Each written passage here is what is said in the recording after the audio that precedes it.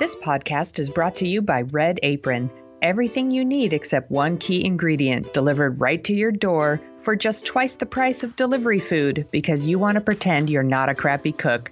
Use the coupon code FORKOFF to receive 10% off your first order. And the letter C. Say goodbye to the letter C.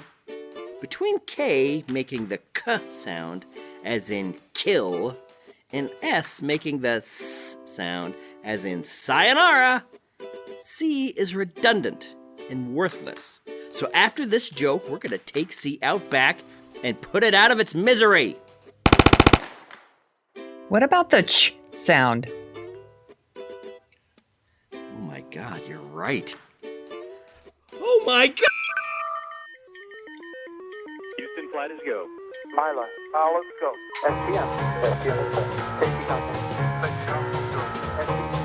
From Assignment X, Amalgamated Storytelling, and thesoniashow.com, it's Dorking Out with Sonia Mansfield and Christopher Allen Smith.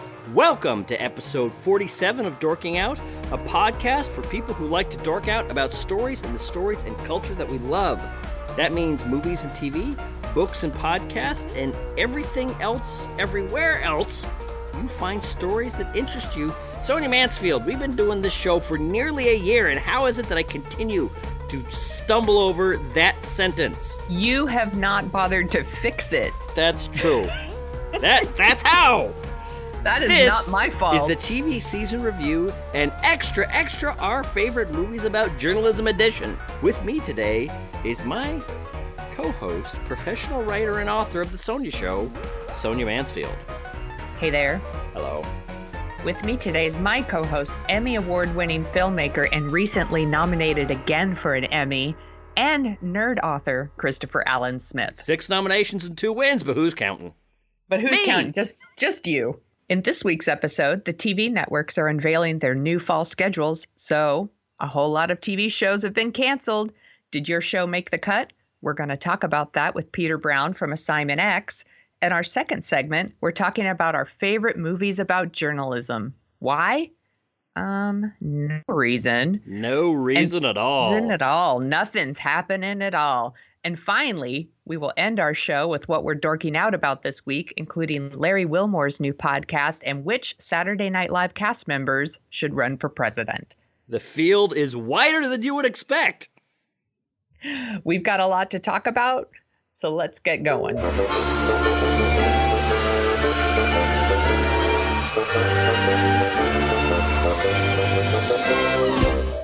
Topic 1, the TV season wrap-up. The official 2016-2017 TV season is almost over. Of course, the idea of the quote-unquote official TV season is over too, but we're going to pretend like it's still a thing. Back in September, we did an episode with Peter Brown from Assignment X in which we shared the new TV shows we were most looking forward to. And this week, the TV networks are meeting with the press and unveiling all their new lineups with their list of shows that didn't make the cut. So we figured it's a good time to have Peter back on to revisit our picks and see how we did. Hello, Peter. Hi. Hey. How's everybody? We're great. Thanks for coming back on. Oh, of course.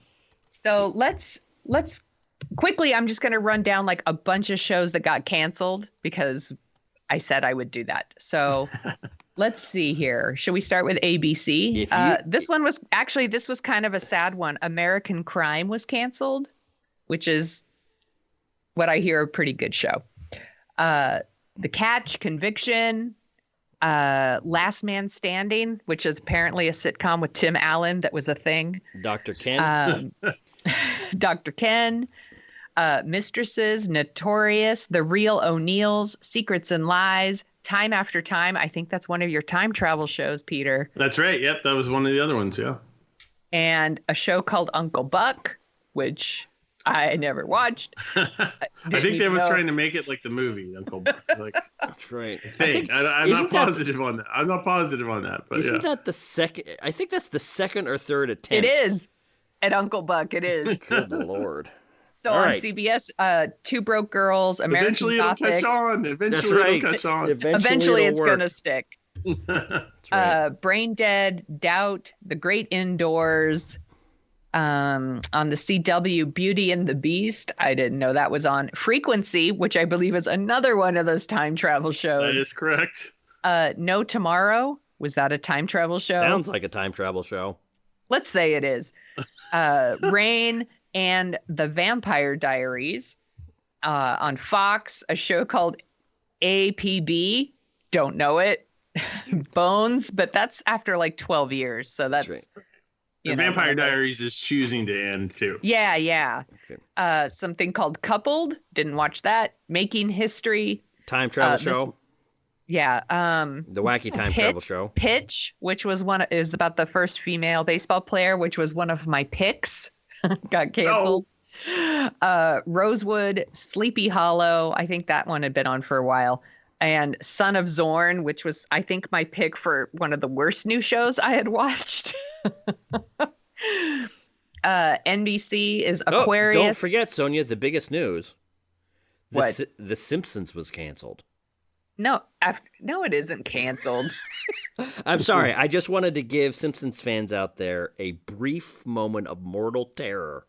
In fact, it was renewed for 2 more seasons. Which puts it, it'll be on the air for 30 That's right. years. You know what? Here's the real reason I made that joke is because I'm not going to live long enough to see the end of The Simpsons. So I just want to pretend like I lived long enough to see the end and like it's not going to go on for another 50 years.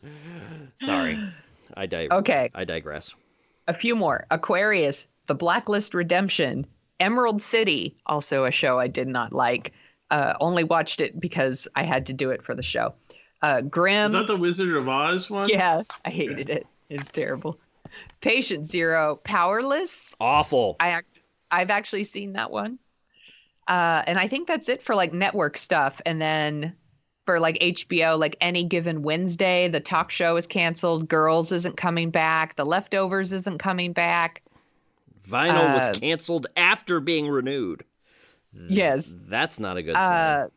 And I think The Leftovers and Girls are both choosing to end. Yes. Yes. Yeah.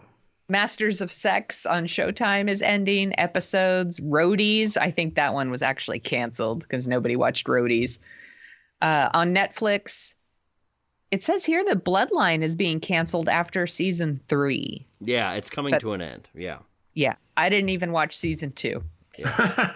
I've watched half of season 2. It's taking me a while to get through season 2. I started season 2 and then I was like boring. And yeah, it's not nearly as good as season 1. Not nearly. Yeah. A show called Marco Polo on Netflix has been canceled. Pacific Heat. No, that's not canceled. That's just something else. Sorry, my bad. That's not canceled. It just doesn't have a very good score on Metacritic. That's why it's red. My apologies. And then on Amazon Prime, they're not bringing back Good Girls Revolt or Hand of God. Never heard of it. Heard of it. I think that's it. Good Lord. Look at all these shows. Yeah. You know, Smith, how many network shows do you actually watch? I think just 2 or 3. There's Blackish that I still watch. Good Lord. All right. Talk amongst yourselves while I scan through this list. Okay. Well, so let me run down like what everyone's picks were. So Peter's picks were Luke Cage on Netflix. That was good. That was a good show. That was all right. Yeah. Timeless on NBC, which apparently was canceled and then uncanceled. Yes. Everything's coming up me. Yeah. And then Westworld on HBO, which that was a good show too. Good picks. Fantastic pick, Peter. Yeah. And then on my list was The Good Place on NBC, which I love and has been renewed for a 2nd season. Pitch on Fox, which was canceled. And Smith's favorite, The Gilmore Girls on Netflix. But you know who really loved that was my wife. Right. Not actually go back in the archives to listen to Laura Smith's wonderful rant. It is an epic review. That's right. It is fantastic. I also had an honorable mention when I did my picks for the show Speechless on ABC, which has also been renewed for a 2nd season.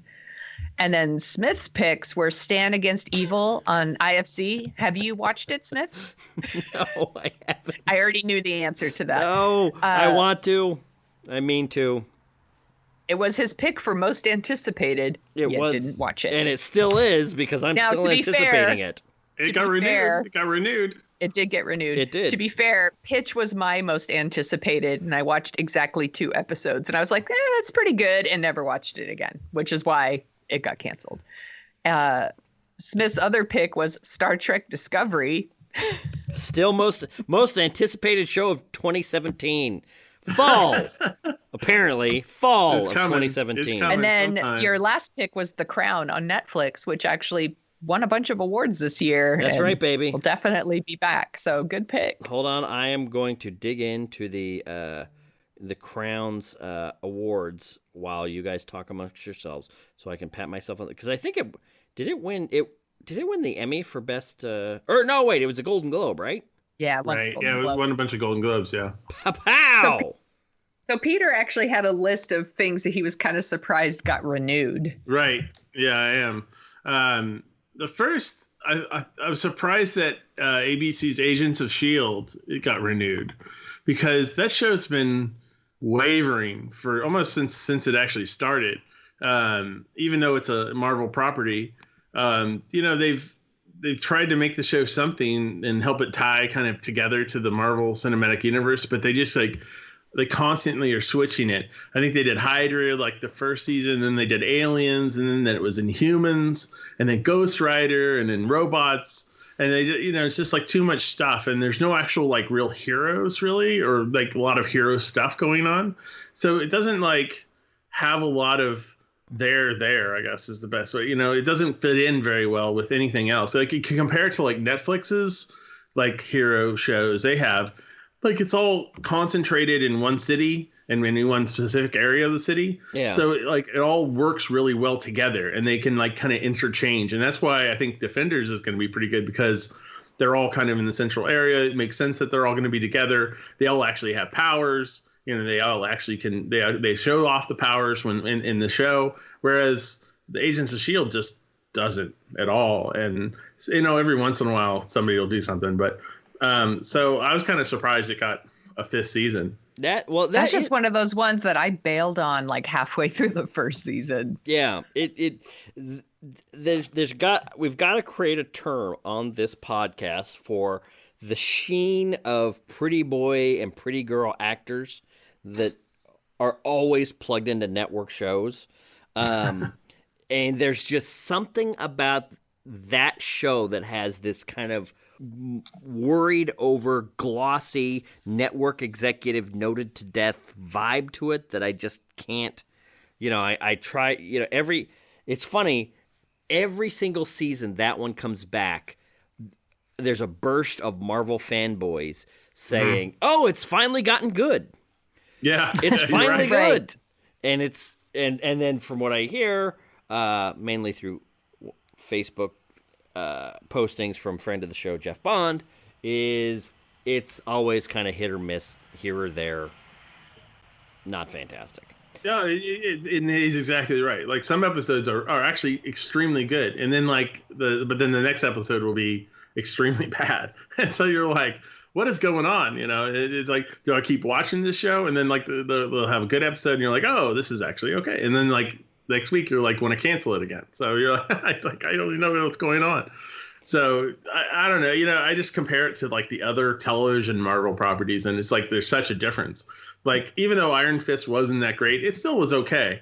And Luke Cage was good, and Jessica Jones was great, and Daredevil is pretty good. So and they actually show them fighting and having these powers and all these, other things. Whereas this show, it's rare that somebody like kind of shoots their powers or abilities. It's mostly them doing other things like tracking people down or whatever. And so anyway.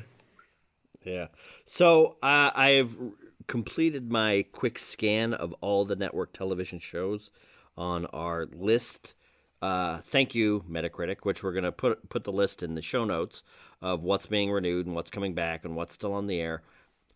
There are 2 network television shows that I watch. The Good Place and Blackish. That's it.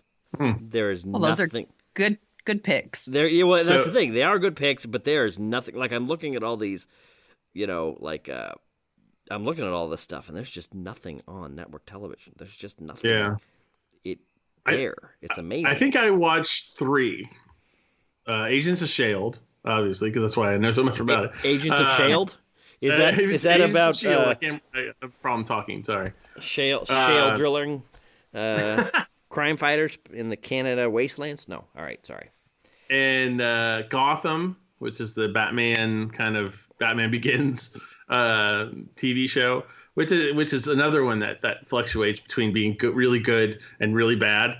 And then I did watch 24 Legacy that was out, so I'm a big 24 fan. So, but that's pretty much it. I don't watch any other network shows.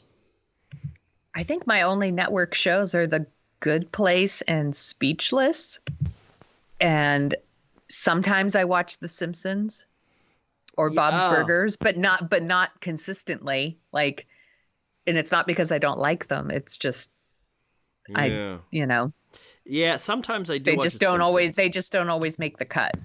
Actually, there was a Simpsons a couple weeks ago where Mr. Burns starts a university that was actually really funny. And the thing that struck out at me was, it's like, wow, this is really sharp and this is really focused. It's not just all over the place. It's like they kind of set up a plot at the beginning of the show and carried it through the whole show, like they used to back in the golden era.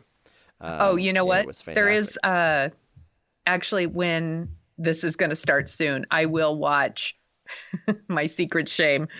I will start watching So You Think You Can Dance when it starts. Oh, Sonia. I super love So You Think You Can Dance. The other one that I was going to say that I was surprised about being renewed was 13 Reasons Why on Netflix. Oh yeah. Like how can they renew that show? It's she died and all the tapes were done. So 13, what are they going to do next with that 13 show? more reasons. Oh God, I hope they don't have another suicide. Well, I don't know. 13 I hope new not. tapes. This just got dark. Again. That's right. I was looking at this list of shows, and NBC has not 1, not 2, but 3 shows with Chicago Justice, Chicago Med, Chicago PD, Chicago Fire. 4. There's 4 shows. Well, here's the thing. I gotta kind of respect that. Come on. No, here's the thing: is I think they're all Dick Wolf shows. If I could be wrong, but they're all. I would assume they are. It's like the Dick Wolf cinematic universe. It's all in Chicago. The cops get shot. They go on to the Chicago Med show, and then the paramedics from Chicago Med go out with the Chicago Fire and, work at burning buildings and stuff. They're all connected, and they can all have crossover. That I actually kind of like that. What they need then is Chicago Court. Then they could get the lawyers in there, and then they could essentially. Oh my God! Why haven't they done that? It Chicago could be, law. Exactly. It should be Chicago law. Isn't that Chicago Justice though? Won't that be Chicago Justice? Let's. It could find be. out. Point is. You know what, Peter? You're right. That is their law show. So. Oh no! Yeah. So yes, it's on the Chicago State's Attorney Office. See that would be great. You could have a guy set a building on fire in Chicago Fire. The case goes to Chicago police or whatever, and then they catch the guy, and then he gets put on trial. And Chicago Justice has a heart attack when he gets convicted.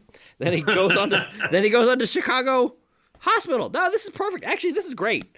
I'm all for. I want Chicago Restaurant, and it's just like all the characters like having lunch. Then they show the same guy in Chicago Jail. That's right. Actually, then it could be. No, hold on. Let's think about this. So then you have Chicago Jail, which would essentially be like a network version of Oz. Right. Then you would have Chicago like bar, where it would be like the cop bar and the firefighters bar where they all drink and stuff, and that could be like That's like a sitcom, though. that would be like a sitcom, but not like an on the nose sitcom, punchline sitcom, but like a real heartfelt sitcom, like a Louis style sitcom. You know what? Right. This is fantastic. Now that I think about it, every network should pick a city and just say, all right, we're having 5 shows set in San Francisco, and it's just going to be the life of San Francisco. And then after parole, he goes into Chicago construction. That's great. And then that show would be like a construction family that controls a lot of construction in Chicago. So it's almost got this kind of dynasty / working collar. Ooh, that's a good show too. You know what? I'm all for this. I can see it working. Now that I think about sorry. I think I'm into it. I'm totally distracted. Oh, look. Lethal Weapon's been renewed. Oh, yay. I guess. So Do you like that? no, I was just scanning this massive list. It's funny because Sonia and I. Yeah, go ahead. Oh, well, Sonia and I were together earlier this week, and we were talking about. Sonia was reminding me. Sonia used to go on she used to be a television critic for the San Francisco Examiner. And she used to go on a radio show in San Francisco, actually the biggest radio show, Ron Owens show on KGO in San Francisco. Yep. And Peter used to go on that show as well. what? Really? Did. Wow. Yeah. I'm the only sucker that never got to go on the Ron Owens show? Well, fine. Yep. All right. Anyway, point is, she was telling me how she knew the date and time of every television show that aired on TV, and B, what ranking that show had in the list of shows. Yes. Those days are long gone. But back in the day, she could do this. Now, looking at this list that's, as I said, in our show notes, how many shows are on this list? There's got to be... There's 400. Yeah, at least. And we've talked about... And some of them have the most generic names. I'm sure everybody knows what Shades of Blue is about. Exactly. It's amazing. Because when you add Amazon and Netflix and Hulu and cable, the amount of shows, and this is something we've been discussing since the beginning of this show. When you announce, or when you list them all on one page, it is unreal. You know what's interesting that we have not talked about? Even though we're talking about a segment for the... well, there's all these other like TNT, Sci-Fi, Sundance, IFC, AMC, TBS, FX. We've not mentioned so Walking much Dead. stuff. Yeah, that's true. Yeah. Well, I didn't even get to like AMC. That's right. Shame on me, I guess. There's a whole bunch here. Bates Motel isn't coming back. Black Sails. It says Comedy Bang Bang isn't coming back. Huh. Walking Dead was renewed for season 8. Yeah. I mean, it's still one of the most popular shows on TV, so of course it's going to be renewed. Right. Girl Despite Meets World ratings, was canceled. Wow. You know what? You want to hear something crazy, guys?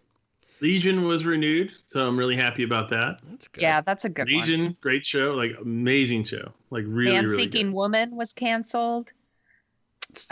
Mercy Street canceled. I'm going down the list for us here. Murder in the First canceled. Orphan Black, I think, but that one's been on for like 5 or 6 years, so I think that one's just choosing not to come back. Pretty Little Liars is ending. Rectify. All right, guys. Ripper Street. I gotta tell Rizzoli you and this. Isles. Rizzoli and Isles is still on. There you go. I know, that's what I was thinking. Okay. Wait a minute. So what I've done is I've copied and pasted. I've just kind of done a highlight. Star Wars Rebels. That's ending. Actually, I think they're starting a new show. There are between 675 and 750 shows. That's so Jeez. 750 shows. Holy Holy Toledo. You know what else is, now I guess we're just, because there's 750 shows on television, we just kind of have to free range and kind of talk about what we're going to talk about. You know what's interesting? So Sonia and I are planning on talking about Twin Peaks next week. Okay. So we got a subscription to Showtime. And I haven't had a subscription to Showtime. And as I have not had a subscription to Showtime for the last couple of years, 2 seasons of Billions have built up. 2 seasons of The Circus, a fantastic political documentary show, has built up. 4 seasons of Homeless, 3 seasons of... It is amazing, like when you cut Homeland. off... Yeah, Homeland. Homeland. When you cut off a network and then you kind of get another subscription to it, it's amazing. It's almost like a weird little Christmas. It's like all these great shows that you've heard about and haven't been able to watch. Another one that we've done is Stars, because we're going to be reviewing American Gods here in the next couple weeks.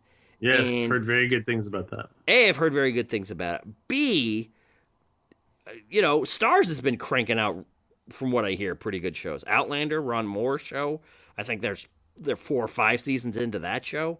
It's kind of nuts how when you try to pare down like a normal rational person would the amount of money you're laying out for television and don't subscribe to every cable channel.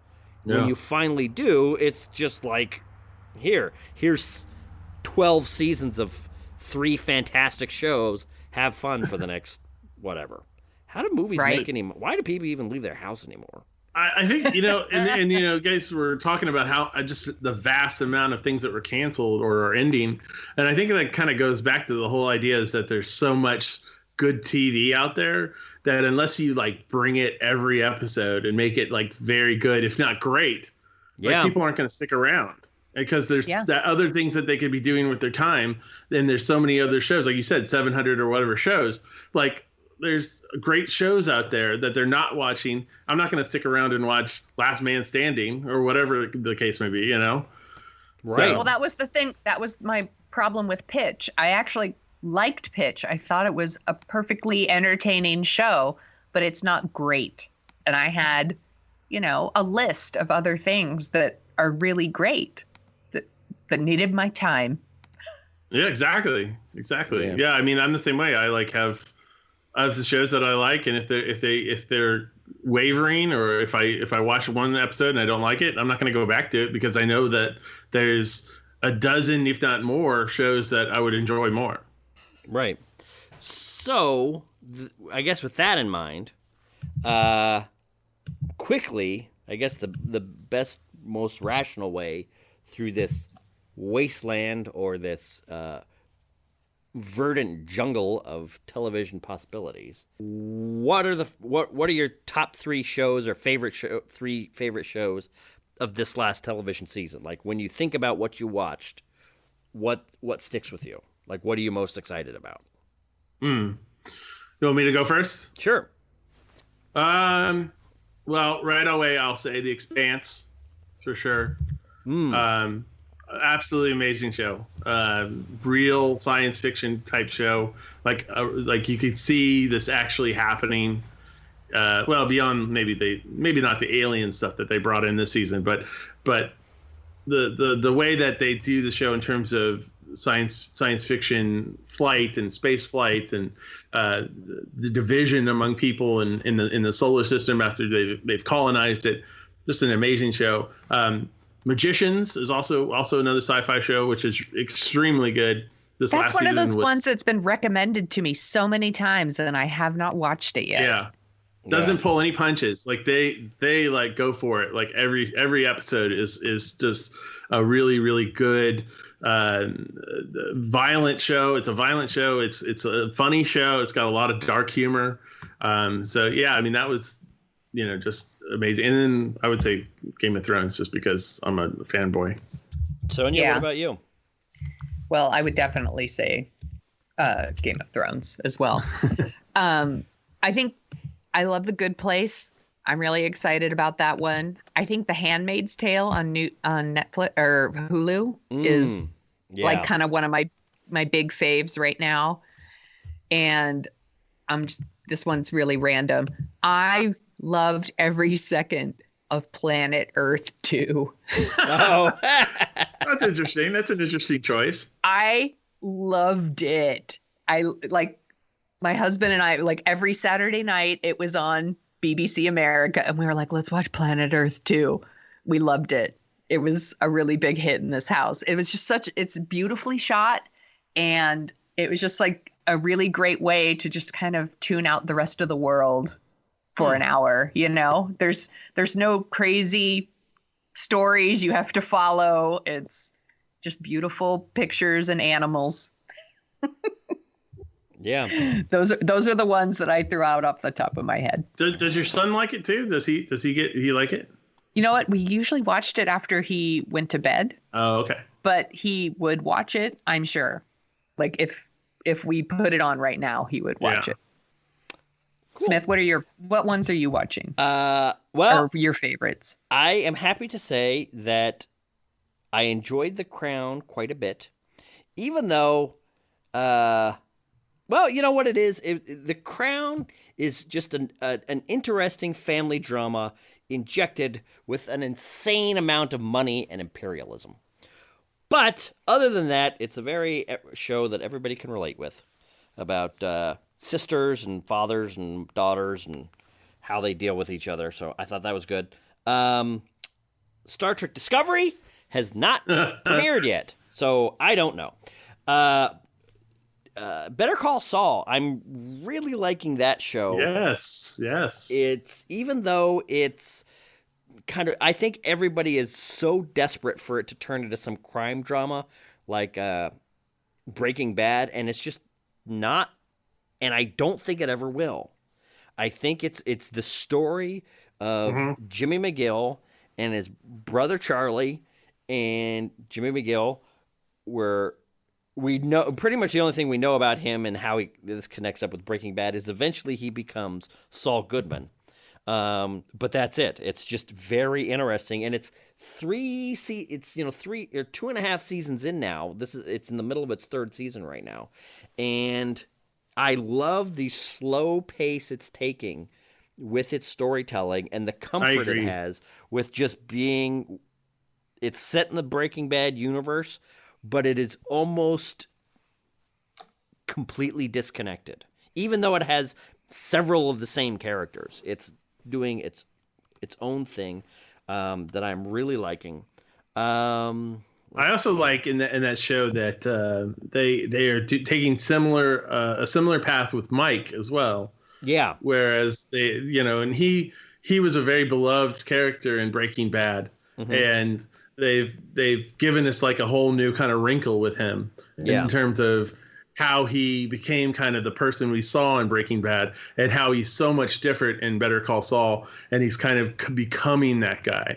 Very slowly becoming that guy. Yeah. So I find that extremely fascinating how they're taking his character too, as well as just kind of from where we saw him originally, and now we're seeing him develop into that guy. Yeah.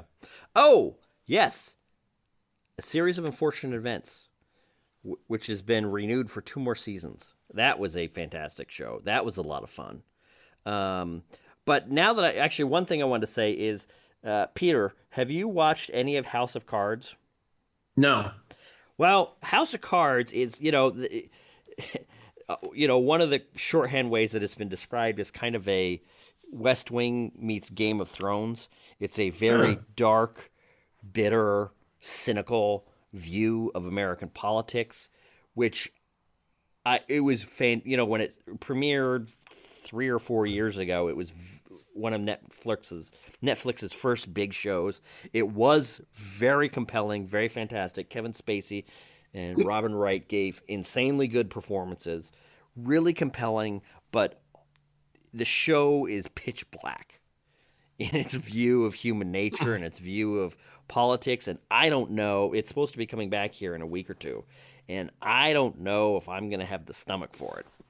Really? Yeah. I don't. It's just I haven't watched any of the seasons. Yeah, it's I just can't. It's grim. It might be right up my alley then if it's grim. It's quite grim. Yeah, you should give it. Are there any dragons in it? No, there are no dragons. Forget it. Is there any fan fiction that I can create in my own mind? Oh, well, you know what's interesting?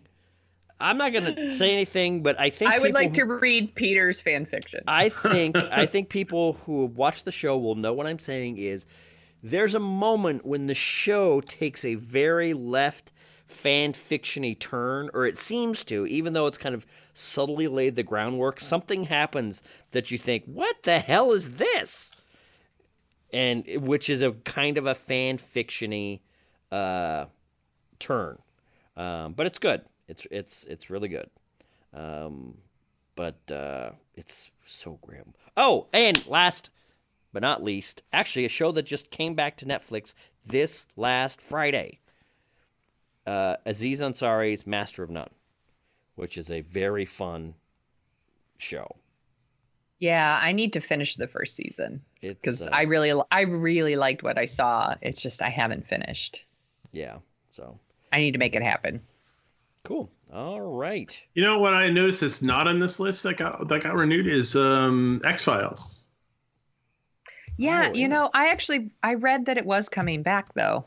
No, yeah. I've seen it actually on other lists. Actually, they did an update. Sorry, it looks like at the top of the page, there's an update for X-Files. The 10 episode 11th season, which I got to tell you, I'm not looking forward to. After I was, you know what? I was so excited for X-Files to come back, and then I watched like those first two or something, and I was like, and didn't finish. I agree 100%. I watched every episode, and that is a fascinating story, in that it looks as though Chris Carter didn't touch a camera, didn't touch a typewriter, didn't watch television from the last episode of the original X-Files to the first frame of this last new season of X-Files. It felt like a very dated 90s, cheap-looking, flabby show. It was very weird. Tell us what you really think. Well, no, here's the thing. The reason I'm saying this is I watched the first episode of American Gods, and you started to see this around the start of Game of Thrones or in Breaking Bad or Mad Men, where there would be episodes of TV that were so good that they literally could compete with movies in the way that not just for scripts, but just the way they looked, the way they were shot, the way they were edited was just really masterful, over the top, just gorgeous, where every department is at the top of their artistic game. And, you're not used to television shows looking like that. Or you weren't back in the 90s, pretty much since the dawn of television till about 2010. And American Gods looks insanely good from that production standpoint. And when you take a show like that and you drop down an hour of television like one of the new X-Files that looks as though it's using 90s editing styles, 90s writing tricks, 90s directing, 90s framing, 90s cinematography.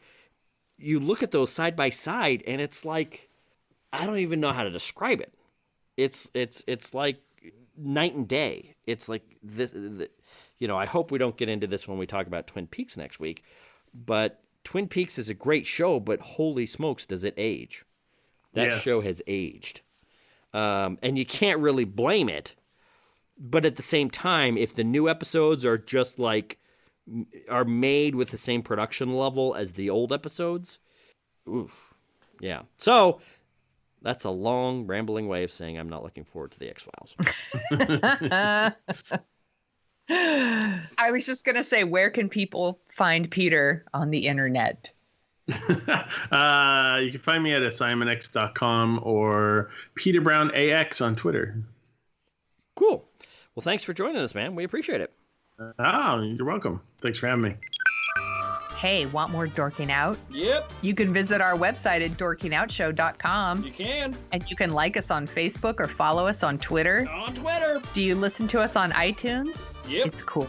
It's cool. We won't tell anyone. Nope. Please take a few minutes out of your busy day of pretending to work while you watch cat videos to give us a review on iTunes. Cat videos. For some reason, iTunes really cares about reviews, and it helps us attract more listeners. And you want us to have more listeners and be popular and cool, don't you? Yep. Of course you do. Yeah. And now, on with the show. Yeah. That brings us to topic 2, our favorite movies about journalism. It's a little known fact that actually both co-hosts of the show hold in their hot little hands, maybe not in our hot little hands, but maybe in some box in the closet somewhere, journalism You don't degrees. have yours. You don't have yours hanging up. No, I don't. Oh, that's As weird. soon as I bought my first video camera and got into the video business, I tore it off the wall and threw it across the room in a fit of overdramatic storytelling. I've wasted my life. That is definitely true. No. So, yeah, Sonia and I are both journalists of a sort, and we have a soft spot for journalism. But I think, like a lot of the country, we've kind of gotten a little complacent with, journalism's here. It's always going to do its job and all this. And, journalism's been, suffered some, it's kind of gotten run down in recent years. It's done a lot of self-inflicted wounds, I would say. So maybe It people really jumped on a little too late with the whole, internet thing. jumped on a little too late with the internet thing. It's, So everybody wants it for free. They don't want to pay for it. And then when people don't pay for it, they can't pay people. So then you don't have real investigative reporters. You have, everybody running the same news written by the same, 3 people across right. the country. Not that in any way illustrates some of the history of Sonia's employment. But the other thing I think we can agree on this week, maybe not agree on, but there is a place, an important place in American culture for good journalism. What that means, I think, what we all want it to mean, there's, over the last 20 years, there's various fiefdoms of journalism that have grown up, kind of left journalism, right journalism, and just the kind of center journalism that people think about when they think of the golden age of journalism in the 50s, 60s, 70s, is feeling a little tattered. But what I think even today still unites everybody is the hope and the need for quality journalism. We need to know what's going on in the world, and we need to have people that are relatively trustworthy to put out good journalism. And I think for reasons that have nothing to do with the events of this week, Sonia and I decided we got to focus on journalism, what's great about journalism, what's important about journalism, through the lens of our favorite journalism movies. So, Sonia Mansfield. And it's funny because I could take her list and she could take my list, and Yes. we've pretty much just fought over who gets on what list. We have literally been arguing about this all week long. That's right. She About has who gets what. Although I have a secret one that I have not written down yet. Oh, you that Smith would son of a no, bitch. no, you would never put this on your list. But my sister's like, how is that not on your list? So that one's for Michelle, and I'll get to that. I'll save that one for last. Okay, but I do have to thank you because you took 2 of my favorite movies of all time. They happen to be journalism movies of a sense. But I gave you other ones. But you gave me a list, a movie that is on my list that I never really thought about as a journalism movie until you talked to me about it, and then I realized, holy cow, it is a journalism movie, and it's one of my favorite movies of the 2000s, probably ever. So we're going to get to that. It was also on your list of scary movies. That's right. So guess which movie that is. But first, Sonia Mansfield, why don't you go first? Okay, you know what? I'm going to start with a movie that seems just as relevant now as it was back then. I'm going to pick Network, which is a movie that came out in 1976, and it stars Peter Finch. He played a news anchor who breaks down on the air and announces he's going to kill himself. But instead of helping him, the network, led by Faye Dunaway, gives him his own show and showcases his breakdown for ratings. And even if you've never seen the movie, you've probably heard the like, I'm mad as hell and I'm not going to take it anymore. You know, he was very angry, and his anger really translated to his viewers. They could really relate to that anger. Not that that's happening now. No, Not you at know, all. it's yeah. So when you watch Network, remember that when you watch an older movie, sometimes some of the things don't translate through the ages. It was made for its own specific date and time, and you kind of have to project yourself back to that time. So it might be a little bit difficult to identify with some of these movies, Network in particular, because things are so different now. Because but just try to. It's totally different now. Back then, the idea of news as entertainment, or maybe mental illness isn't something to be treated, but used to attract more viewers, or hey, screw facts, it's whoever shouts the loudest is right. None of those things are happening now, but they were all in this movie Network, which is an amazing movie. Like, everyone's awesome in it. It's so good. It's still so good. Yeah, it is. So fantastic. That was kind of my top pick. We almost watched it, you and I, the other night. It was on our list of things that we were maybe going to watch while you were visiting, but we watched something else instead. What is one of your picks? I don't know. Well, one of my picks is, this one is relatively simple and straightforward, but I think it illustrates an important thing about journalism that is going unrecognized by, I would say, 80% of television journalism these days, which is, up until the last 4 months. Before that, I think television journalism had a lot of problems with this, which is Good Night and Good Luck. I love this movie. It is George Clooney's movie about Edward R. Murrow and the Red Scare in the 50s, and the series of reports that Edward R. Murrow did on Joseph McCarthy to kind of illustrate how somebody that may have started out with an idea of doing good or at least say they were doing good, the way a politician can jump on a subject of public fear and concern and twist it for their own political gain and their own political gain, I guess, it's fascinating. But the thing that's great about Good Night and Good Luck is you see, these were working class kind of journalists. These were not multi-million-dollar journalists that are on television 5 nights a week like we have now, and they get these huge contracts. These are working stiffs, essentially, that do their best to find out real things, report out stories with facts that they can defend. They weren't just pretty faces. They were actual reporters. Right. They weren't just pretty faces. This was when essentially the first generation of television reporters were essentially paper reporters that just got on, they pointed a camera at. But what was most interesting is what it's like when you put out news that is true, that people don't necessarily want to see, and that angers very powerful people.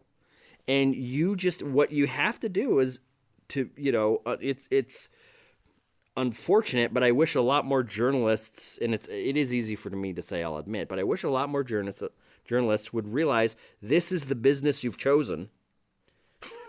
Especially big journalists on television with a lot of influence and a lot of audience. They kind of pad their wording, and they kind of clip their sails, and they are not as forceful as they could be in communicating things, and they kind of put in kind of wishy-washy words and all that kind of stuff to really I was listening to On the Media this last week, and journalists have to have the courage to be disliked. Because what will happen is if they put out a report that is true and stands up in the face of public criticism, but makes people irritated at the moment, but stands as good journalism, people will eventually, and I think we've seen recently, people will see that. They'll eventually come back. They'll eventually respect it. Newspaper subscriptions are up for the first time in God knows how long, because journalists are really speaking truth to power in a direct, rational way. And this is one of the reasons that cable television is such an awful waste, because it's just people chattering. They're not bringing new facts. They're not bringing new revelations. They're not bringing new truth. They just bring anybody on who'll talk to them. Right. There's no analysis. There's no insight. It's just blah, blah, blah, and everybody on reality shows, if you watch enough reality shows, at some point somebody always says, I'm not here to make friends. Right. I'm here to win the $1 million or, whatever. That's what journalists need to be saying to themselves. Yeah. I'm not here to make friends. And that you is... need to be... you're doing a public service. Yeah, and that is one of the things that's so irritating that I think a lot of people are irritated by, and why they have tuned out a lot of television journalists is because they kind of are there to make friends. They kind of are there... they could really put people on the hot seat and keep them on the hot seat. And that is, I'm going to say something very dangerous here, especially given events of the last couple months. See you in the camps. That's right. Well, no. Yeah, you might be the one putting me there when I say this. Bill O'Reilly. Bill O'Reilly is a ridiculous blowhard.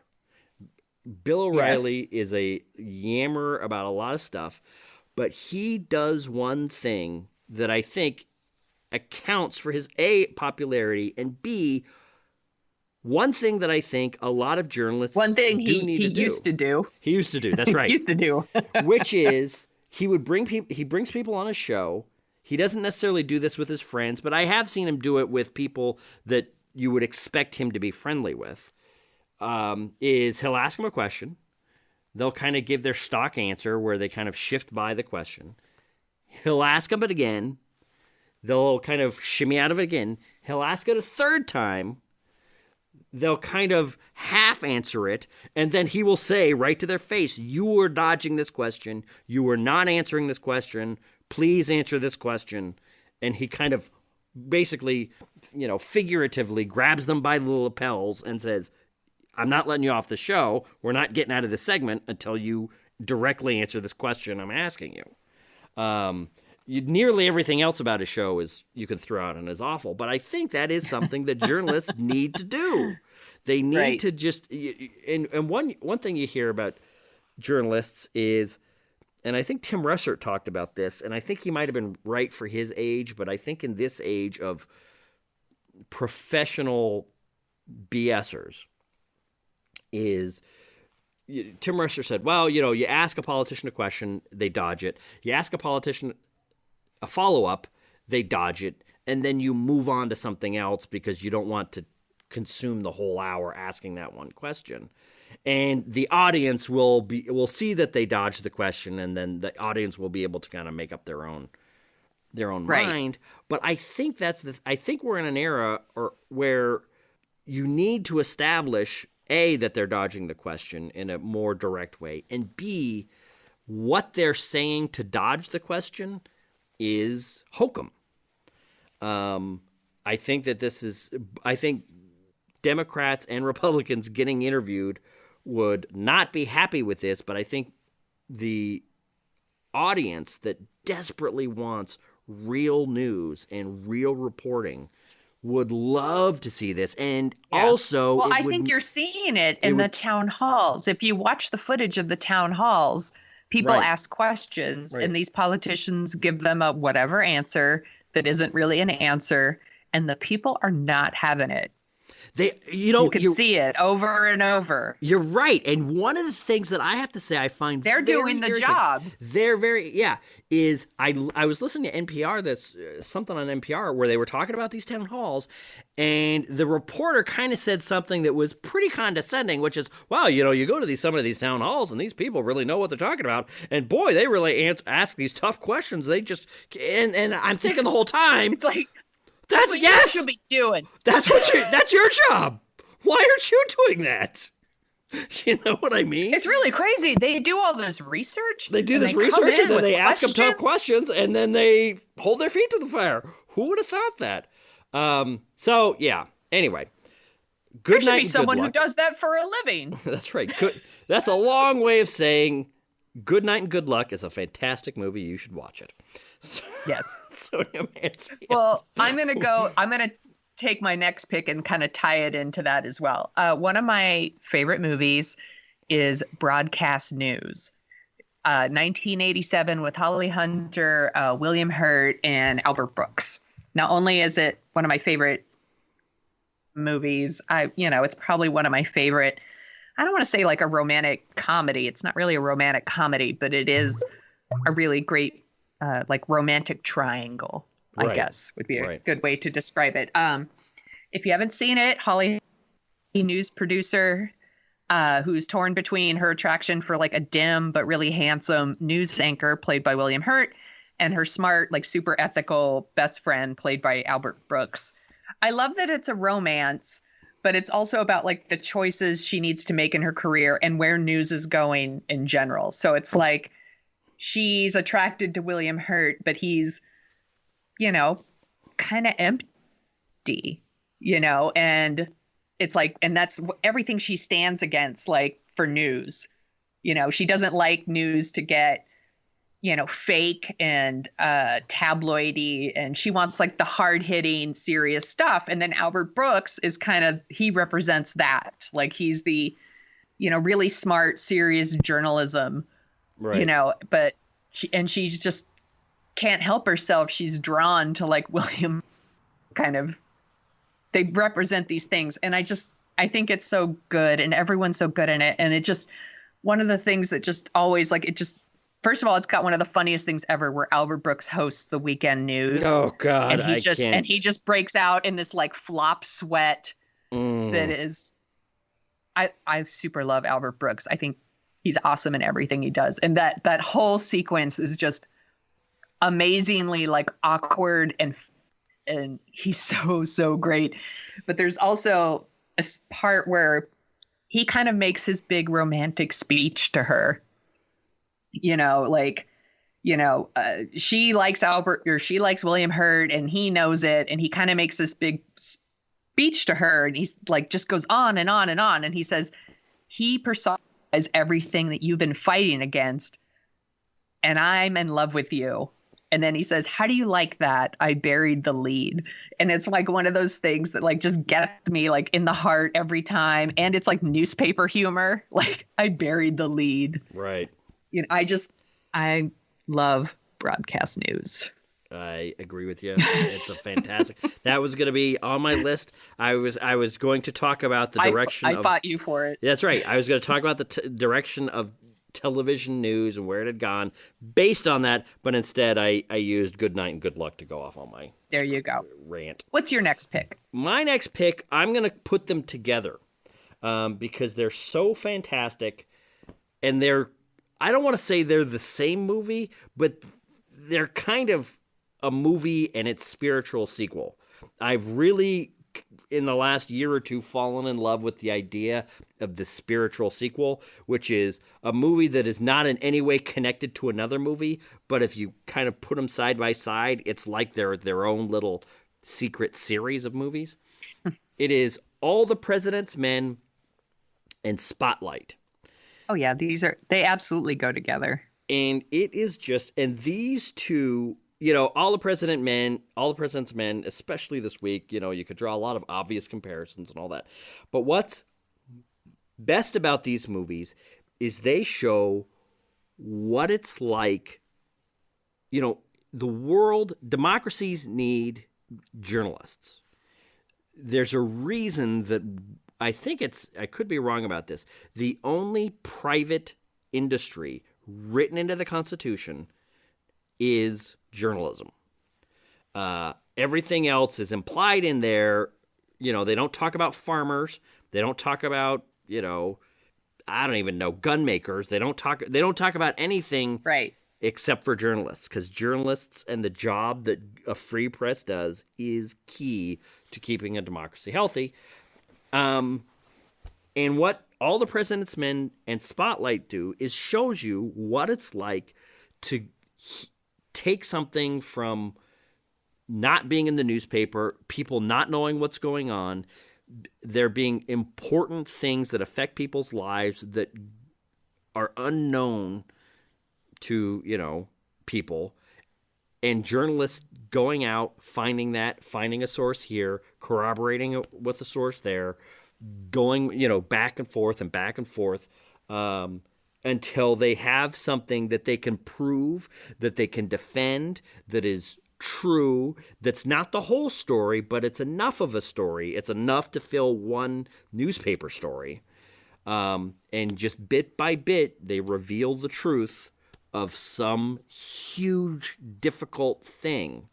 And it's just it's the process of taking something from a rumor that you hear somewhere to a piece of truth that you can know for certain and make decisions on in a democracy. And they're just fantastic. You know, there's a term that's come up in the last couple of years that I like a lot, which is competency porn, which is watching people who are really good at their jobs just do their jobs. You know, one of the things that's interesting about All the President's Men and Spotlight is that they do have villains, but you never really meet the villains too much. It's just people trying to do an insanely difficult thing and just watching them do it, failing, screwing up, going back. And I do have to say, you know, they show All the President's Men in journalism school. They showed it, I think I took 4 classes in all my years of journalism classes where we watched All the President's Men. Mm-hmm. And I have to say, I stole a trick from All the President's Men that I used when I was writing a story on Ron Moore getting fired from Voyager, which is you call up source A and you pretend as though if there's something that you suspect but nobody is biting on it, nobody will tell you. It's like, oh, tell me what happened here. Oh, I don't want to talk about it. That's a very difficult journalistic thing to go through. You can't just call up the president, for example, and say, hey, I heard that you have a secret taping system. Tell me about that. Because they're going to say, no, I don't have a secret. Well, they should say, or they probably will say, any rational person would say. Back in the day, there was no Twitter with the president just saying, I have a secret taping system. Back in the day, presidents would say, no, I don't have a taping system. And if they said no to your face, well, you can't really write that you confirmed that they did because they would do it. So what you do is you, instead of calling them up, you say, well, you know, I heard from blank that you have a secret taping system. And if they don't have a taping system, they'll say, why did blank say that? They're full of BS. No, I don't. Then you know they probably don't. Because they're refuting not you, they're refuting somebody else, and they're kind of setting the record straight. But if they do have a secret taping system, what they will say is, oh, Stan said that? Geez, well, okay, you know, here's the reason I have it.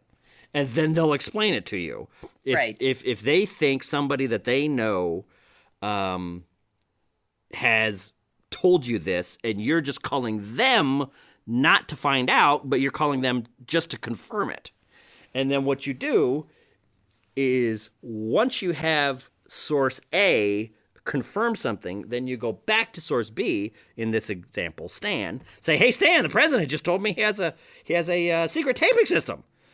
Then Stan goes, oh my God, the president actually told you that? Well, he does, so I guess I'll tell you the story. And then you say, and then they'll start telling their side.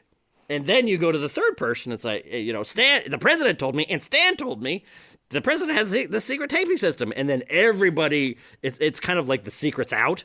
And then everybody wants to talk to you.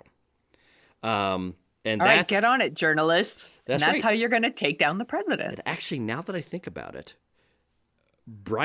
I used this with Brian Fuller because he was a writer's assistant on Voyager. And I was trying to get Ron Moore to talk to me, and nobody was talking to me. And I think I talked to somebody that they didn't give me any good quotes, but I called up Brian Fuller and I said, hey, producer XYZ told me this. What do you know? And then he gave me some quotes, and I was able to go to somebody else and get some quotes. Bang, bang, bang. And at every point, it was, hey, do you think Ron Moore can talk to me? Can you connect? No, I don't think he's going to talk to you. And I talked to essentially everyone around Ron Moore. Right.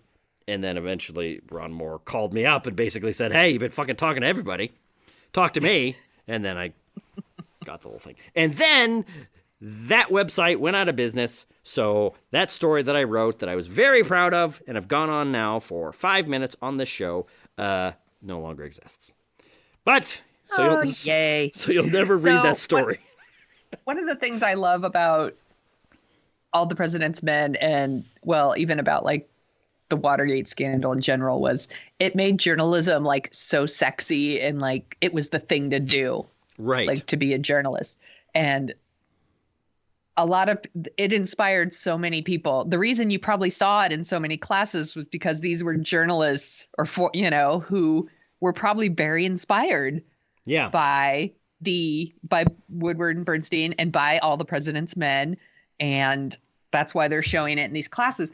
But, in All the President's Men and in Spotlight, while most journalists aren't working on stories that big, it does show what it's like. You're knocking on doors, you're making phone calls, you're going to meetings, those are the things you're doing. It's not, you're not really meeting with someone in a parking garage named Deep Throat who's giving you secret tips. But there is this like not sexy aspect of the job. And both of these movies show that. Yes.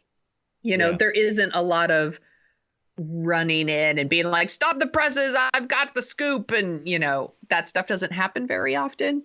But it also shows the other side, which is, a lot of people hang up on you, close doors in your face. Yeah. But yeah, like they do. And that's the thing that you have to grind through is it's not an accident, I think. Both of these stories are print journalist stories.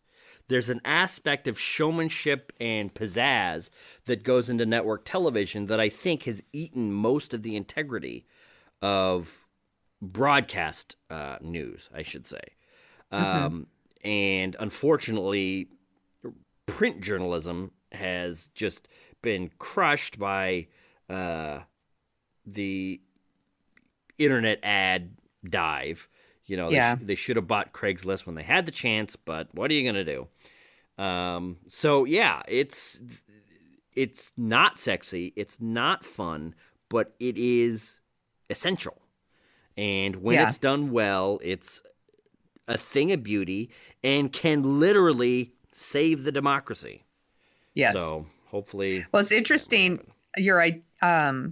Season 5 of The Wire and actually some of the seasons of Treme, both by David Simon, a former Baltimore Sun reporter, right? Kind of deal with like the budgetary constraints of the newspapers in those towns, in Baltimore, in New Orleans. Like they're down to like the bare bones staff trying to cover like these really big complex stories. So while we're picking movies, I would say if you're interested in that too, watching The Wire and some of seasons of Treme have stuff like that too. Right. Definitely. So what's your next one? So I'm going to get lighter now. One of my picks is His Girl Friday, 1940 with Cary Grant and Rosalind Russell. Not one of the, it's not only one of the best movies about journalism, it's one of the best comedies of all time. even though it's about saving a man who's wrongly accused from being hanged. In the movie, Cary Grant plays an editor who's trying to keep his ex-wife and star reporter from getting married again and quitting the newspaper business. And it's got that rapid fast dialogue. It's just super witty. It's a real screwball comedy. It's really, really funny. My husband and I just watched it again a couple months ago. It's great. And one of the things I love about it is Rosalind Russell's character Hildy is actually a really great reporter. Like it's kind of like competency porn. You know, it's not like we're just told that she's a good reporter. They show us that she's a really great reporter. And it's always great to watch a movie that features someone who's really good at their job. And she's really good at her job. And she loves getting that big scoop, and it kind of shows like how that sort of thing can be addicting. Right. And it's a classic for a reason. It's super, super funny. Yeah, no. And it's been remade a million times. It was the front page, 1931, I think, the front page. And then, you know, there was like the front page. They made it again in the 70s, I think, with Jack Lemmon and Walter Matthau. Then they remade it again called Switching Channels. Do you remember that one? Oh, that's right. With Christopher Reeve and Kathleen Turner and wasn't it Burt Reynolds? Burt Reynolds. Yeah. Wow. So they remade it a lot. But his Girl Friday is the best. I need to see that again. Yeah. That's a fantastic choice. I have more picks than you. Do you want me to just do one more? Yeah. Do you have? I think we have 4. Well, yeah. Do your one more, and then I'll do my last one. Yeah. Well, then I have a secret one after that one, so I'm just going to do one more. Oh, that's right. You do have a secret one. I have a secret one, but this one isn't the secret one. This is the one that I came up with that you were like, "That's mine," and we fought about it, which was 1985's Fletch. Because you thought of it, and I was mad is I should have thought of it, and I didn't, and I'm ashamed. So yes. Yeah, so it's Fletch, which obviously isn't a realistic take on journalism at all. You know, he works undercover a lot. He lies a lot. He breaks a lot of laws. He has sex with a source. He gets away with a lot because he's supposedly a really great news columnist. So we're told. But it's such a funny movie. It's like peak Chevy Chase. Yeah. And this movie came out like almost 10 years after All the President's Men, and I think like after All the President's Men, what we saw was like a series of movies that were all thrillers and about like how great reporters are and how noble they are and all these things. And this one's just a really great comedy that kind of, I don't know, takes the air out of them a little bit, and it's just so funny. Yeah. Oh, God, I love that movie so much. I know. It's so quotable. But I think it's one of those Come on, let me do this. I'll buy you new deodorant. I love it. It's a little bit of a gray area. How gray? Charcoal.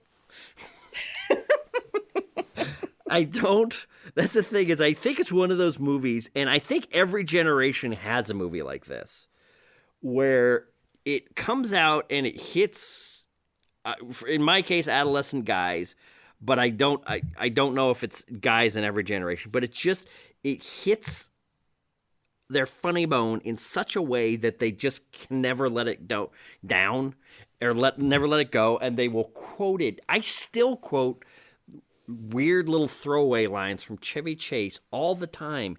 Yeah. And one of my heartbreaks is, sometimes I'm lucky enough to be able to hire some people for my work. And, so I hire a lot of students and, younger people, and not one of them knows Fletch. It's one of those movies that's bad parenting. It's receded into the background. Well, it's a strange movie. And there is a exchange at the beginning that might be one of the most racist exchanges in any major Hollywood film, but it's this weird little throwaway line that it's like the dialogue isn't quite coming out right, and every time I hear it, it sounds different, where I don't even remember what it is because All right. it's been a little while since I've seen it. So in the movie, Chevy Chase is pretending to be a beach bum. Right. And this guy thinks he's dying of, or says he's dying of cancer. So he brings Chevy Chase to his house and he wants to hire Chevy Chase to kill him.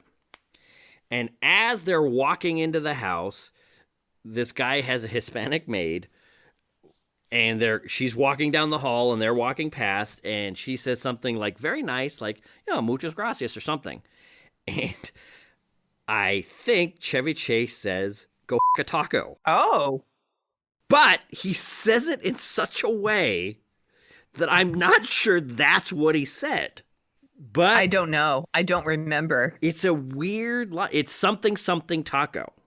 And it's kind of like he's keying off on the fact that she's Hispanic and he says some taco joke or something.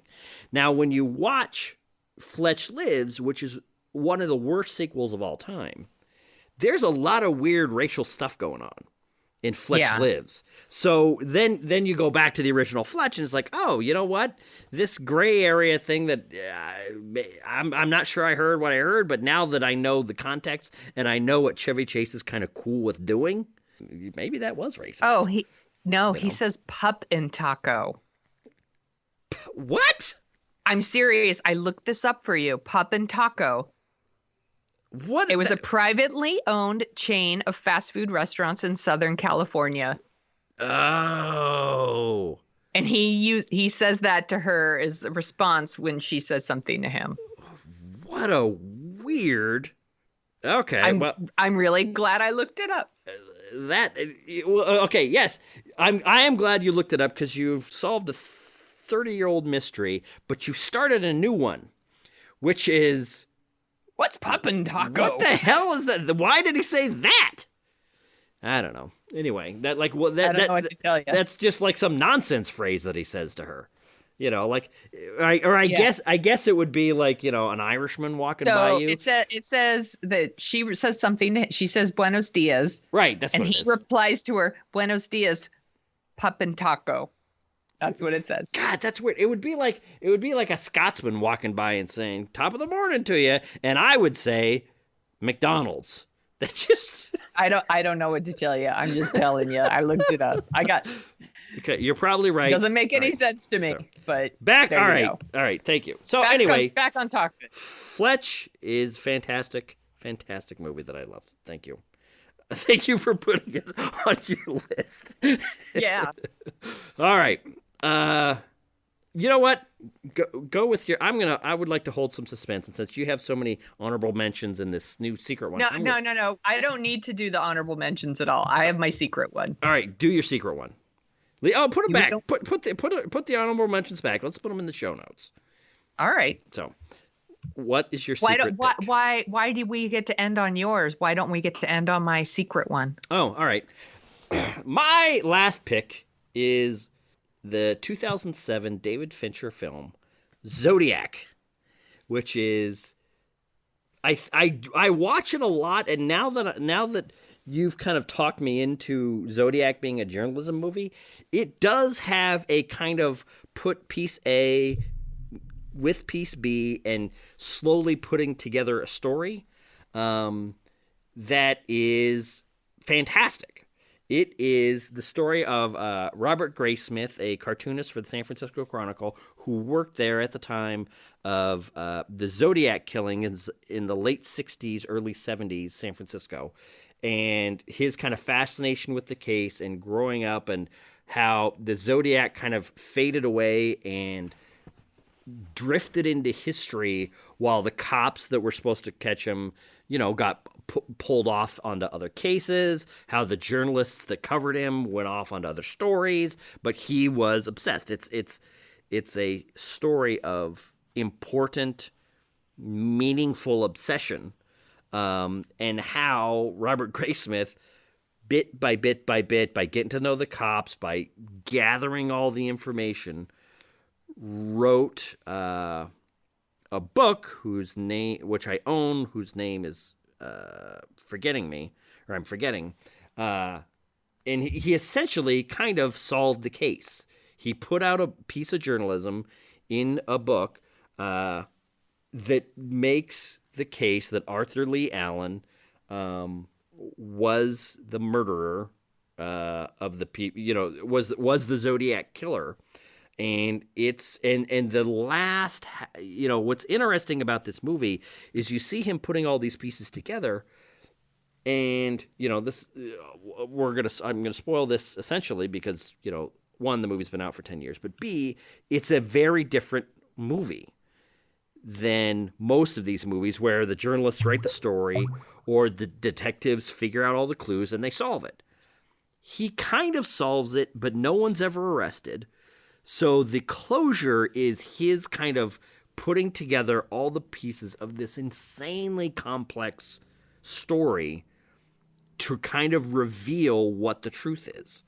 And, the climax of this story is really him and the lead detective from San Francisco talking in a diner late at night where he's laying out his case and explaining why he thinks Arthur Lee Allen is the Zodiac killer.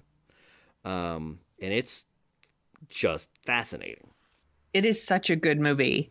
And it's absolutely a journalism movie. This was actually on your list as your scariest movies picks as well.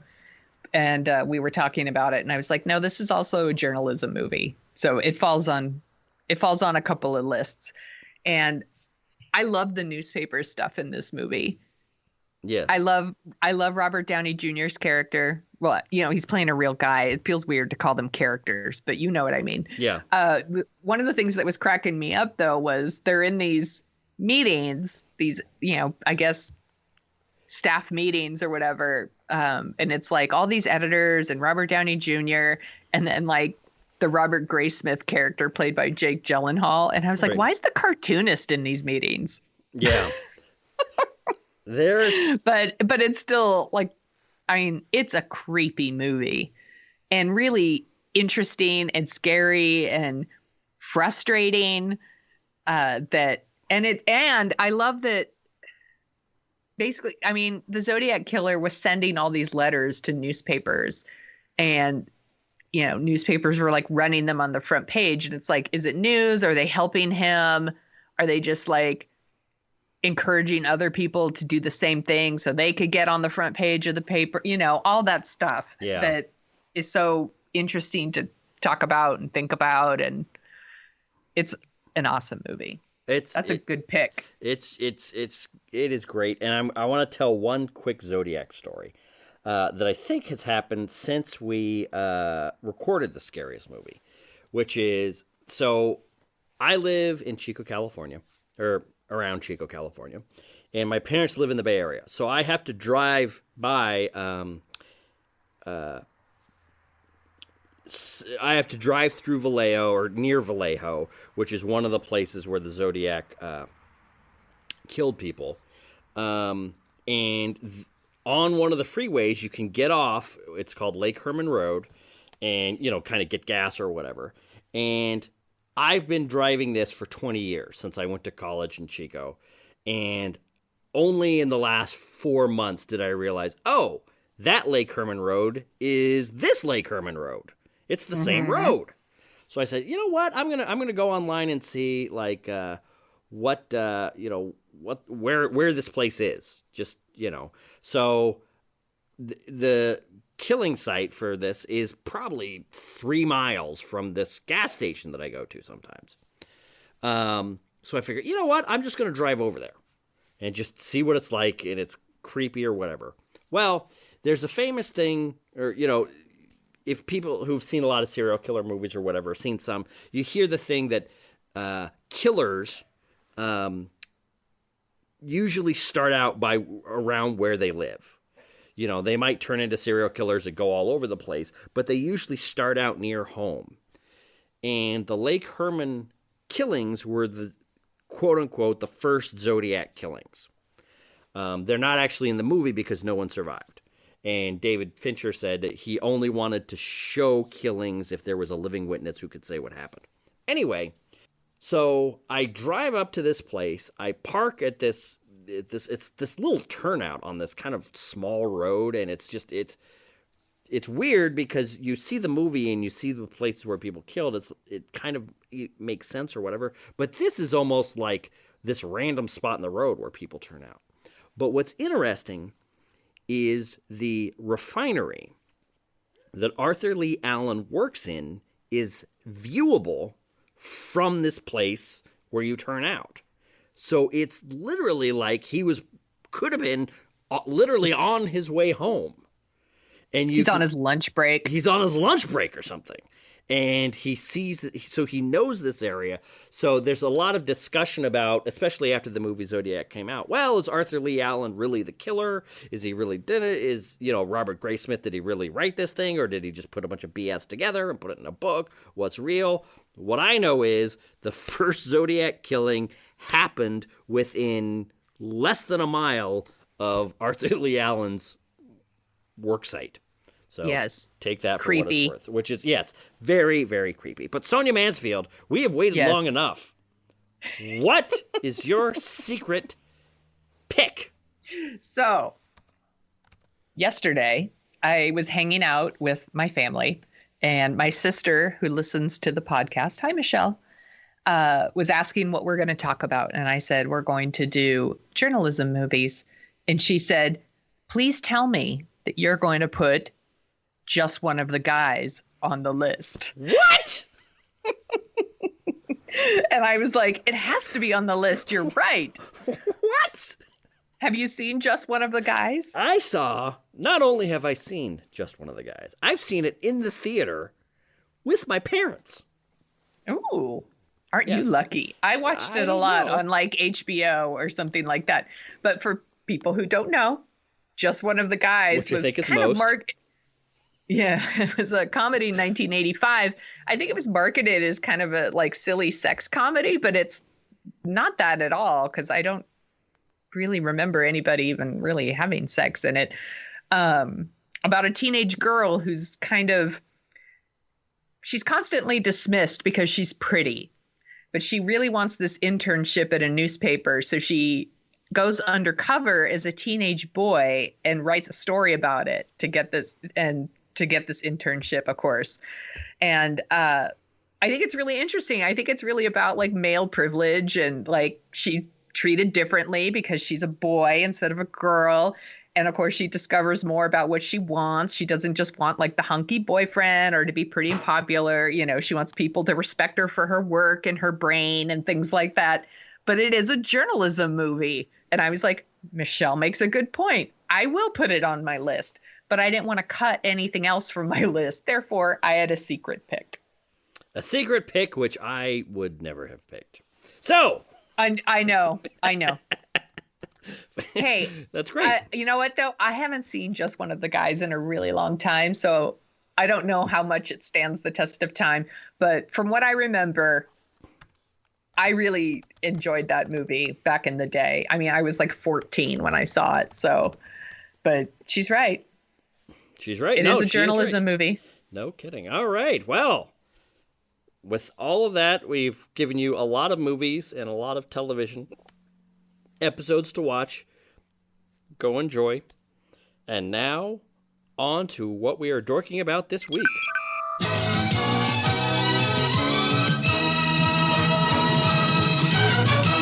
And that brings us to our final segment, what we're dorking out about this week.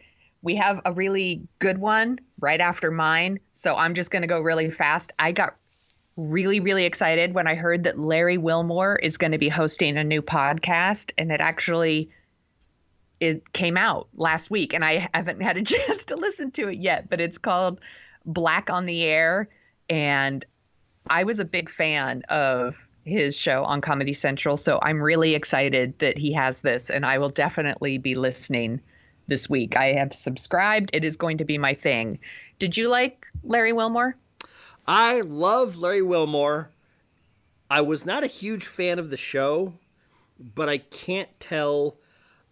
I think what happened in kind of my enjoyment of all this stuff is I liked Jon Stewart kind of when Steve Carell and Steve Colbert were still working with him. Like he seemed to really be kind of hit his zenith and like 2003, 4, 5, 6. And then as soon as Stephen Colbert spun off, I was kind of more into Stephen Colbert, stopped watching The Daily Show. And then when Stephen Colbert left, I just stopped watching Comedy Central altogether. I just cut the whole network. It was all gone. Well, it was one of those shows that at first I was like, I like him, but I wasn't like really digging the roundtable discussion that they would do at the end. Right. But I felt like they really hit their stride, and I was really bummed when they got canceled. So I'm really excited for the podcast. I am definitely going to be listening to it. I will also be listening to it. Yes. I do like him, and whenever I've heard him in conversation, like with Terry Gross or whatever, like when he's on Fresh Air or whatever, I really do like him. So yeah. I could listen to him. And he's talk all behind day. like some really, a lot of people don't know this, but like he's actually behind some really great sitcoms. Like he worked on Bernie Mac's sitcom. Fantastic sitcom. Which I really loved. I believe I think he works on Blackish as well. He might, I could be wrong about this, but I thought he co-created Blackish. I think you might be right. So definitely. Yeah, I definitely love his work. He's an awesome, funny guy who works behind the scenes on a lot of stuff that you don't know. He's a secret producer. Right. Exactly. Of some of your favorite things. And he also did Insecure for HBO. Wow. And as I think we discussed earlier in the show, I have been vacated from my home office temporarily, and I am once more outside amongst the frogs and the helicopters. Oh goodness! Which is why I don't know if you heard it. A helicopter I heard just it. Buzzed my house for God knows what reason on a Sunday night. Your ride's there, Smith. That's right. So, that brings us to what we were dorking out about. This past week, I was unlucky enough to be in San Francisco and seeing Sonia Mansfield in person. No. You love hanging out with me. I'm fun. That's right. And I pay for lunch. And she paid for lunch, which is even better. So, long story short, this has been a tumultuous week for many Americans, for reasons which we don't really need to go into here, because we would like to think of dorking out as a respite for the topsy-turvy impeachments and civil wars to come. But it did get us thinking, watching what a president can get away with in office, apparently, has us thinking, you know what? And then also, I think this week, The Rock actually floated the idea of running for president, because eventually every moment of idiocracy has got to come true. And I'm really looking forward to Ow My Balls. That's right. So, it got us to thinking, well, what's a television personality, or like a famous personality that could run for president and make actually have some traction. And then we thought, well, Al Franken's 3/4 of the way there. He worked on Saturday Night Live, was one of the big architects from the 70s and 80s, and then he ran for the Senate. He's a senator.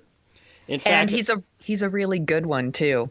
Yeah. So I love it when you can go on the all over Facebook and stuff. People share like snippets of Al Franken just giving people the business in these committees. I'm like, he's really thoughtful, really smart. I would vote for him. Yes, you're right. I'm with you, but I have to say, even now, after all these years of watching it, like when he was going after Jeff Sessions during the Jeff Sessions confirmation hearing, I just it's almost like I can see the comedian in him almost bubbling to the surface, and it's frustrating not to watch him let loose. Because it's ridiculous. It is, and it's just like it's kind of like a perpetual setting up the jokes on Saturday Night Live, but then none of the punchlines land, or none of the punchlines ever come. So it's frustrating. It's very enjoyable to see him there, but it's also very frustrating. Yeah, so it's like those skits that are right at the end of the show. That's right. That's right. So anyway, that got us thinking about. All right, well, okay. If we had to have a president, if another person from Saturday Night Live was going to run for president, who could we? Well, who could we stand to live under? This is actually where it came from. Because it started with we have basically a reality show, game show host as president now. So why not someone from SNL? Why not someone from SNL? But B, of the cast members of SNL, who could we stand to live under their administration? Because I think, a lot of people listening to this show might know some of the history of Saturday Night Live. Maybe you don't, but given the stories that I've heard about Dennis Miller, definitely given the stories I've heard about Chevy Chase, I do not think I would enjoy either President Chase or President Miller. I would not like President Victoria Jackson. I don't think I would like President Victoria Jackson. As much as it breaks my heart, I would not like President Aykroyd, chiefly because, well, actually, I shouldn't say chiefly because. I think he's just all over the place. But we would know 100% 15 minutes after he got sworn in whether or not the United States government has ever contacted aliens. That guy is so into UFOs. He would be in those files, throwing them up on the internet. Well, then you know what? Maybe I'd vote for him. So, but the rest of his agenda, I don't know if I would. I need to know what he thinks about healthcare, but He might have my vote. That's true. But so then we got thinking, all right, of the Saturday Night Live cast members, who could we stand to live? And you gotta remember, Saturday Night Live is 42 years old. Theoretically, in the running, there's been like 10 cast members every 5 years since the 70s. So that's definitely over 20 cast members. If your math is correct. If my math is correct. So theoretically, we could be living under the administration of Anthony Michael Hall. We could be living under the administration of Billy Crystal. We could be living under the administration of Tony Stark. Robert Downey Jr. Robert Downey Jr. Eddie Murphy. Joan Cusack. Oh. Joe Piscopo. That's right.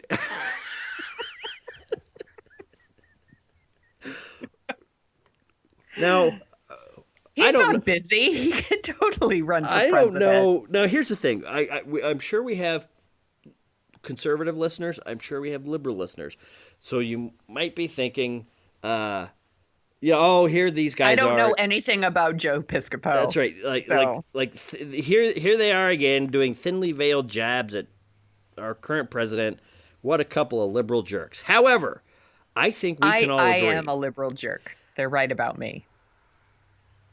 Living under the administration of Joe Piscopo would be a hell of a lot of fun to watch. I don't think nearly as erratic. And this is, remember, Joe Piscopo that we're talking about. He'd be happy for the work. Now, he'd be happy for the work. Now, who else? Now, unfortunately, so Sonia and I got to talking over lunch. Who would we vote for as the cast member to rule the United States? I am heartbroken. This is another, I go through this probably every 3 months where I think of something that brings Phil Hartman to mind. And then I just get sad all over again because I am sure, given that guy was famous for being, like the nicest guy ever. The nicest guy ever. B, he was really smart about saving his money and taking care of his business dealings, getting, he knew his lines. He was a serious worker on the craft, he didn't go out and party and do a lot of nuts and crazy stuff. He was, so he had a level head on his shoulders. You can't tell me that a guy with a Ronald Reagan impression like that wouldn't be able to give a fantastic State of the Union speech. I want to vote for Phil Hartman as Bill Clinton. Oh, can you imagine? Now that I'm thinking That's about what it, I want. That's what I want. what I want? Because you wouldn't have to pick. What you would do is you could have him. Every State of the Union would be delivered by a different presidential impression. He could pull out, year 1, Reagan, year 2, Bill Clinton, year 3, I'm sure he could pull off like some left field Roosevelt. And then, he could have done anyone. Oh, God, anyway, breaks our heart. But yeah, unfortunately, for obvious reasons, Phil Hartman is out of the running. John Belushi's out of the running. Gilda Radner is another one that could have been out of the running. Yes. I am not sure how different a Chris Farley administration would be from what's currently going on. Probably a little nicer, maybe not so mean on Twitter. I was going to say, yeah, Farley has some heart. He has some heart, but he's incredibly erratic and spur of the moment. The only thing is, I think he would not. I don't think Farley would get us all killed. Well, no. See, there's where I disagree with you. I really don't think he would. I think he would the accidental nuclear war is definitely within Farley's bailiwick. He wouldn't be insulting the Pope as the world burns, but I think I wouldn't put anything. He might accidentally fall on the button, but exactly. he wouldn't provoke another country into bombing us. That is anyway. So some of the people that we came up with, yes, I think because we were talking about Al Franken, and then I think I said Julia Louis-Dreyfus, which was, I thought, a pretty obvious pick. It was until my son, Chester Delano Smith, threw out a name that neither one of us had mentioned, and I cannot believe he threw out 2 names, one of which was on our list, the other of which is so obvious. Tell me. I can't wait. Okay, so there's Dana Carvey, so that's good. Yeah. That wasn't his name. I said that one. Yeah, Dana Carvey. Yeah. He's fine. I don't know. I think he would get his impressions, and his later stage comedy, I think, is funny, but he's getting a little too, I don't know. I don't want to say a parody of himself, but he's just got that old comic thing going on where he can never hit the high notes like he used to be able to. Will Ferrell, I think, would be fantastic. Tim Meadows, I have a sneaking suspicion that quietly he would be a hell of a president. I'm sure he would. Then of course, there's the obvious for Parks and Recs fans. Yes. Amy Poehler is obvious. Yes. Which would be funny. But I would like her to be Leslie Knope. Exactly. If she did essentially her Leslie Knope impression for 4 years, did like I'm into it. Stephen Colbert character for an entire run, I would love to see her Leslie Knope as president of the United States. But then the obvious choice, Tina Fey. Was she not on our original list? She was not on our original list. I just put her there. That's why she's under Amy Poehler, because she's the latest name on the list. Oh. How did we miss Tina Fey? I feel like maybe we threw that one around, but you're saying we didn't, so I have to take your word for it, because you wouldn't lie. I would, but not about this. I'm saying that I wouldn't lie about this. I would totally vote for Tina Fey. So yes. So I guess we're thinking, because part of the fun of this exercise is thinking, okay, current administration or Tina Fey. Obviously, Tina Fey. Current administration, Amy Poehler. Current administration, Chevy Chase. Then like that choice starts to become a little more, 12 of one, half a dozen of the other. Is there really a difference? Is he going to do as Gerald Ford the whole time? Then maybe. Maybe. So yeah. This was a fun game to play, and I would love it if our listeners would, Facebook us, tweet us who their picks would be. Yeah, and if you want to, there's Jimmy Fallon. No, I could not stand Jimmy Fallon. Not Jimmy Fallon. Jimmy Fallon That one, would. no. I think he would get us in trouble around the world for all of the fake laugh. Like, could you imagine him at like the G20 summit trying to pal around and Right. with all the heads of state and like after the third What about fake Daryl Hammond? Daryl Hammond? Yeah, no, Daryl Hammond. After the third head of state, like everyone in the room would be like rolling their eyes with every new burst of laughter. Right. Daryl Hammond. I think Daryl Hammond. I've heard quietly Daryl Hammond is actually a very dark person, which I don't know. I have a suspicion. So Pete Davidson, no. Wait, a comedian is a dark person? Yeah, could you imagine? That's weird. Let's see, Daryl Hammond, Sashir Zameda, maybe. Oh, Mike Myers. Ooh. No, he's Canadian. Oh, that's right. Sorry, Mike. Can't do it. Nope. Horatio Sands. He's not. See, damn it. Jan Hooks. Everybody. Yeah. Actually, Sonia and I were talking about this. Everybody that I would have picked, like my top 4 picks are all dead.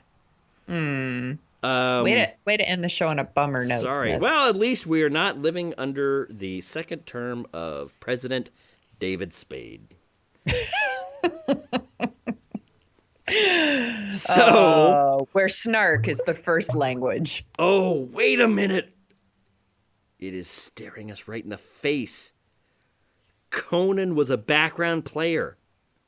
Conan was a writer, but he was also in some skits. Conan O'Brien. I would vote for Conan O'Brien. Conan O'Brien I'm into it. would make President O'Brien. Oh, that was no. Now I'm lost among the Wikipedia. Okay, well, we should go. Well, we will in a minute, but we could have either Bill Murray or his brother Brian Doyle Murphy. And on that note, Brian Doyle Murray. Murray. Well, yeah, you know what I mean. Yeah, him. Oh, him. And on that note, There's some good ones here. yes, there are some. Yeah, text us your. Tracy Morgan, Tracy Morgan. Ooh. Leslie Jones, Kristen Wiig. Yeah. Sherry O'Terry. Why doesn't she work more? What about Martin Short? Or is he Canadian too? I think he's Canadian. See, actually, there was that. Maya Rudolph. That SNL or SCTV era. Yeah. Maya Rudolph. A. Whitney Brown. Oh, yeah. I haven't thought of that guy in a long time. Jane Curtin. Actually, we talked about Jane Curtin. Yeah. Jane Curtin could do it. I don't think I could go for a Nora Dunn presidency.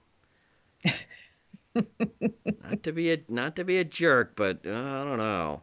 Anyway, so yes, tweet us. Let us know. Tweet us your picks. We want to hear who you want for president from SNL. Your We've SNL already got president. a reality show host as president. It's really not that out there. That's right. It's not that out there. You can do it, and we would like to see you try. So, Sonia Mansfield. Yes. Is there anything else that you would like to say before we say goodnight for this episode? No, I'll just say goodbye. Bye!